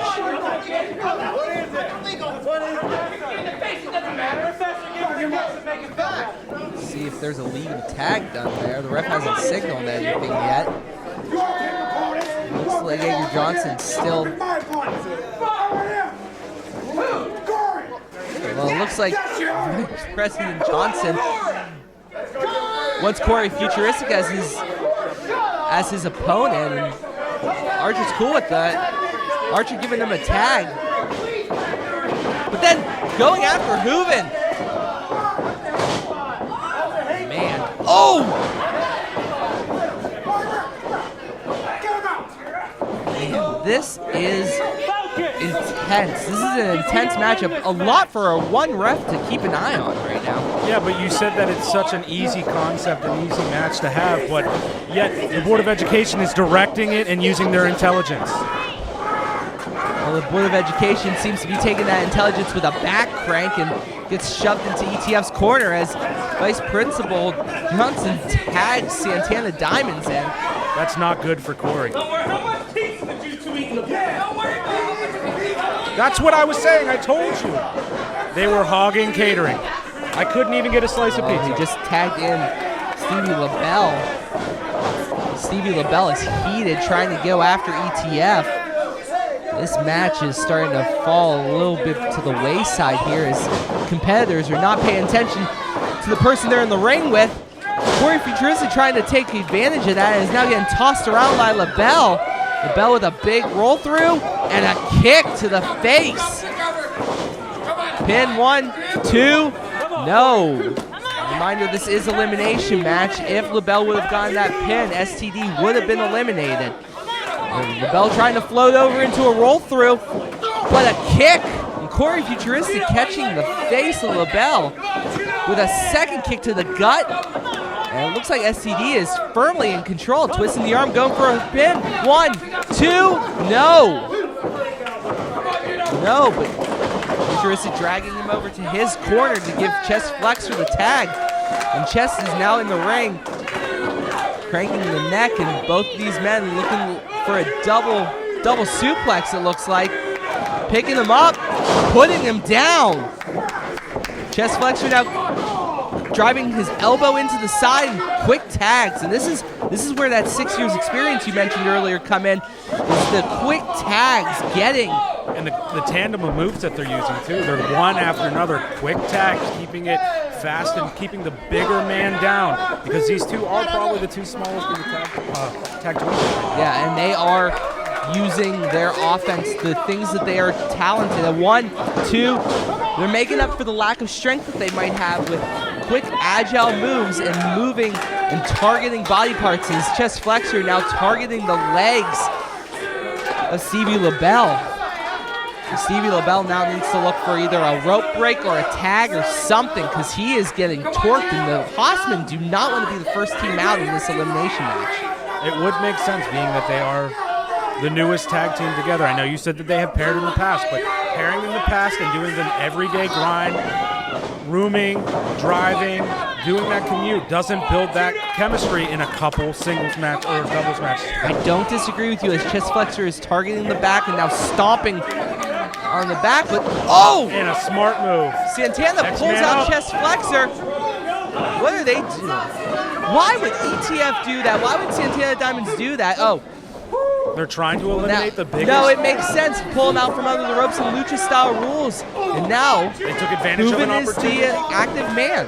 And exactly, they took advantage of an opportunity. They're coming at it. Now they're trying to eliminate the biggest tag team in the tournament. That's only going to suit well for them. You have a decent point. As the ref is now distracted by Philip Archer, ETF is now targeting and double teaming Stevie LeBell, and that is prime ETF right there. Why play clean when you can play dirty, I guess? It's not dirty if you win.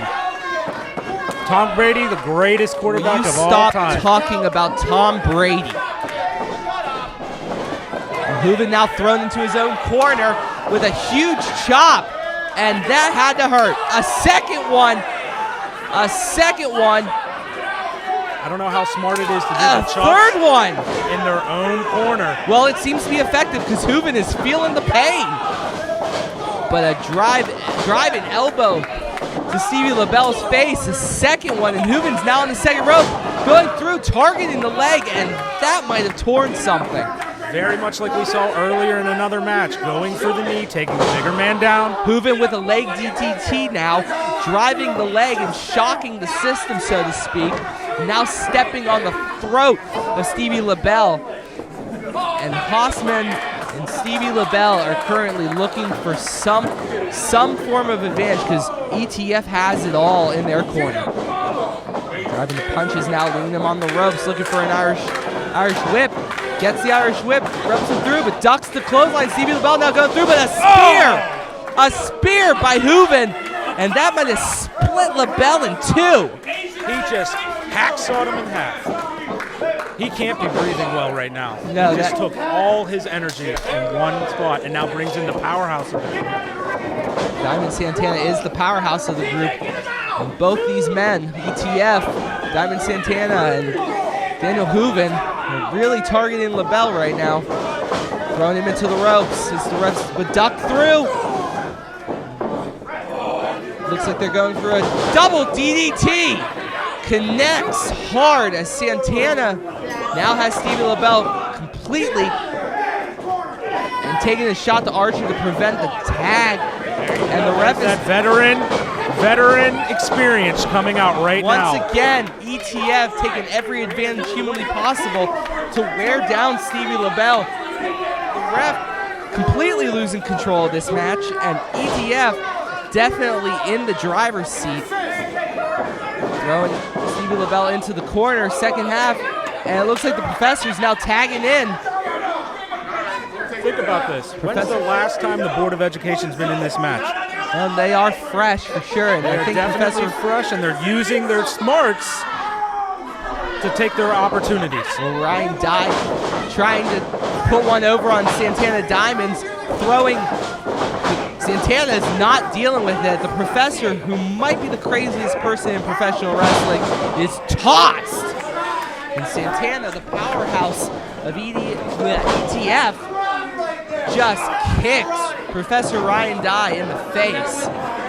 Now walking up to the top rope, looking for that dive, it looks like. Big elbow drop. That might be it for the Professor. And Bob the Goon looks like he got beat up. And Corey Futuristic and Chest Flexor are beating up Bob the Goon. Hooven What did now, Bob do? It looks like he tried to attack them, and now Hooven's in the mix. Santana trying to break those guys up. And wait, what's going on? Roll up. 1, 2, 3. They're eliminated.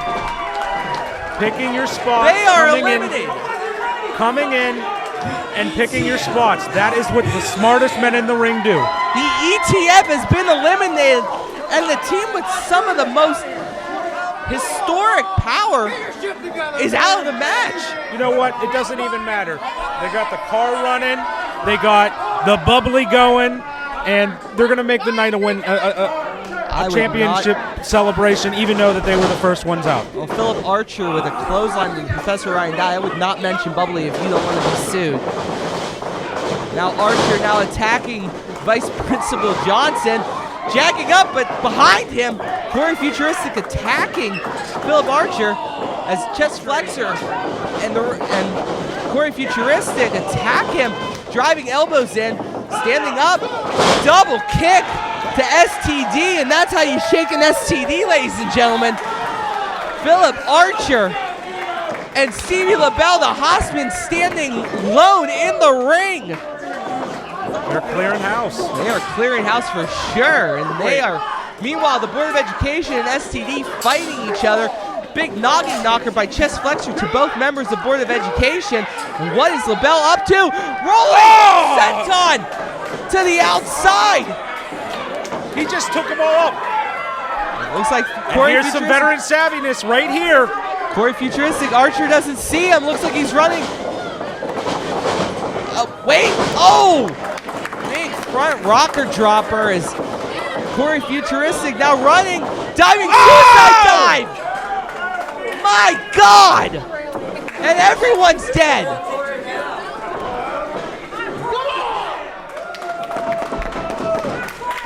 Everyone is down. They took everybody out.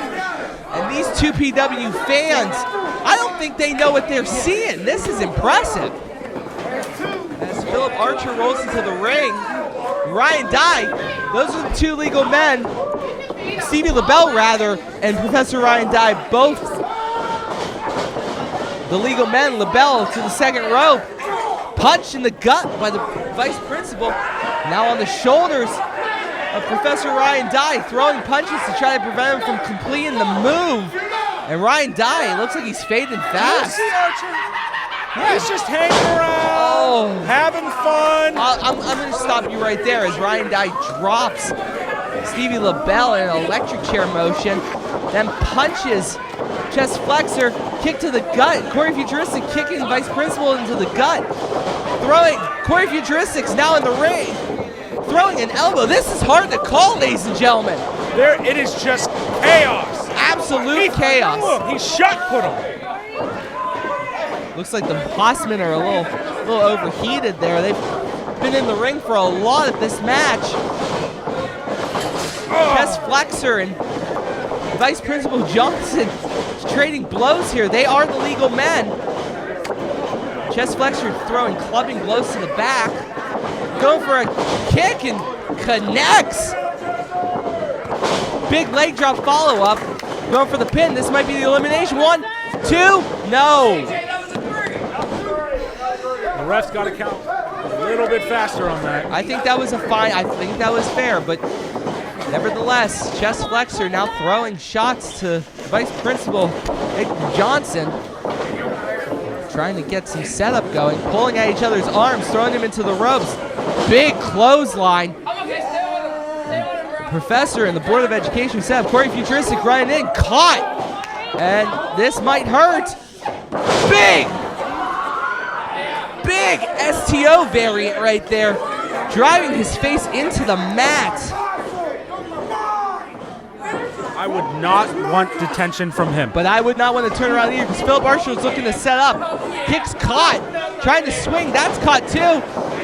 Looks like a pump handle kick into a slam. And the four Hossmen are feeling it, but now, and this is just breaking down the chaos. code breaker into a backcracker from the STDs.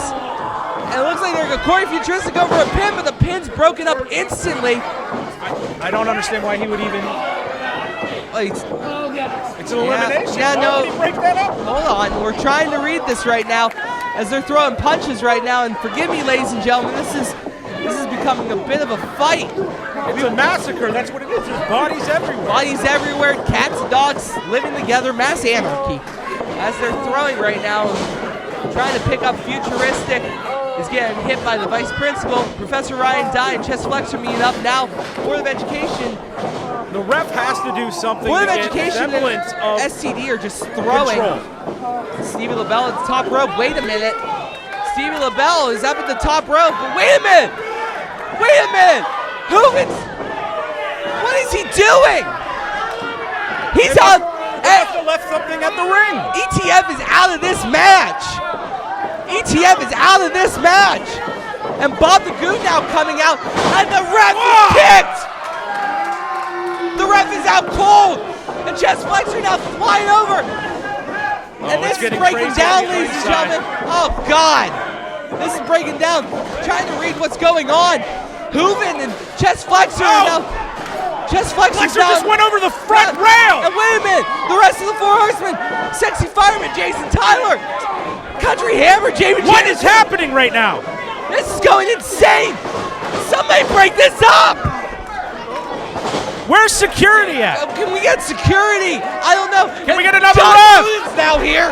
Running to the mat. They're throwing. What is going on? Bronco McBride with a drink coming out. He's saying, F it, I'm going to do what I want. There's Isiah Wolf. Isiah Wolf, Bronco McBride, Chest Flexor. My God. The Man Dime. The Man Dime has something to say about it. I got no, what am I doing? I'm The White Rabbit. I'm doing it. I'm doing it. I'm doing it. I'm ringing the bell. This is insane. This is insane. Can we get another ref out here? Oh my God. Someone help. And there's the voice of reason. Marshall Gambino, our owner, our president. My God. My God. It is anarchy right now. Bob the Goon just attacked Marshall, and here we go. Here we go. They are just trading blows right now. Get out of there, Ginger. What is going on? I cannot even describe what we're seeing right now. In the gym. What is going on? Bob, Marshall taking shots. Ring it again. Ring it again. I got nothing. I'm losing my voice. Marshall and Bob now just chilling. And McBride just standing, watching anarchy, feeling like he's at home. Wait, someone call the cops.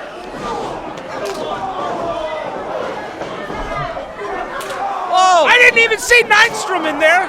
Nystrom's in there, Bronco's in there. The whole locker room's out here right now. Nystrom getting his receipt on Elijah Dean.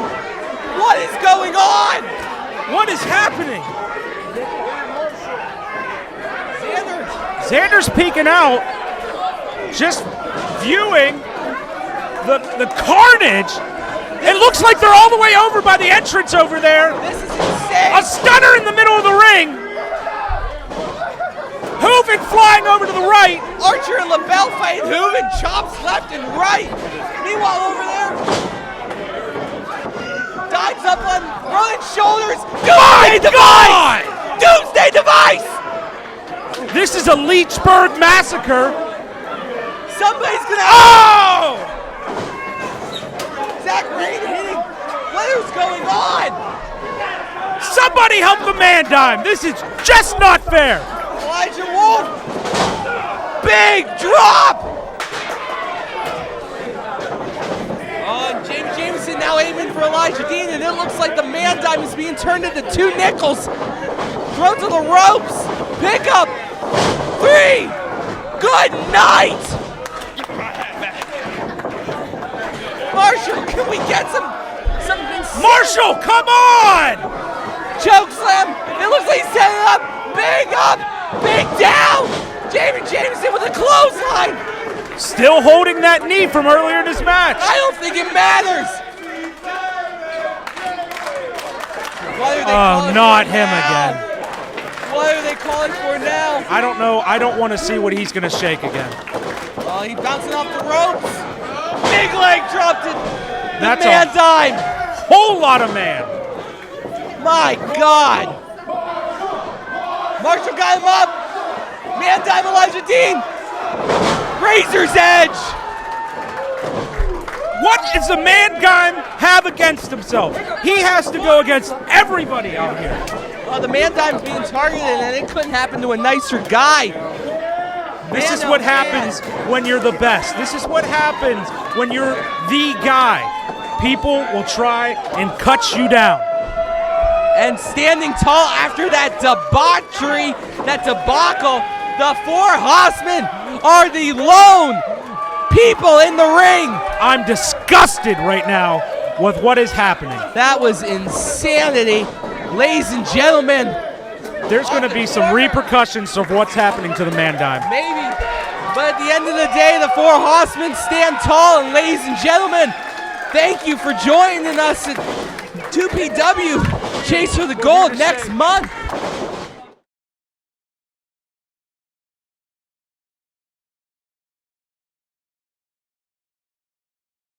Sidekick Media Services. We are your sidekick in business for social media, video production, and more. Find out more at sidekickmediaservices.com.